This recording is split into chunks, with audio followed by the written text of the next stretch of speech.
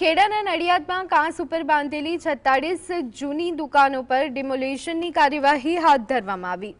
વહેલી સવારથી 9 JCB machine અને મોટા પોલીસ કાફલાની સાથે ગેરકાયદેસર અતિક્રમણ દૂર કરવાની કાર્યવાહી કરવામાં આવી। ગુજરાત હાઈકોર્ટના આદેશ મુજબ અસરગ્રસ્તો માટે વૈકલ્પિક વ્યવસ્થા કરવામાં આવી છે। કાશીબા પાર્કમાં કામચલાઉ શેડ બનાવાયા। નડિયાદ કમિશનર, ડેપ્યુટી કમિશનર અને ડીવાયએસપી સહિત ઉચ્ચ પોલીસ અધિકારીઓની હાજરીમાં આ કાર્યવાહી હાથ ધરાઈ।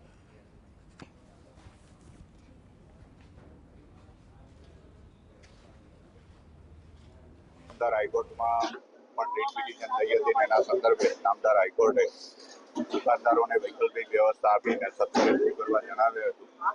અમે આ દુકાનદારોને વૈકલ્પિક વ્યવસ્થા પણ આપી દીધી છે અને આ જર્જરિત માળખું બજારમાં કોઈ પણ જાનહાની ન થાય અને નાગરિકોની સલામતી જળવાઈ રહે એ હેતુથી જલ્દીથી જલ્દી દૂર કરવું જરૂરી હતું।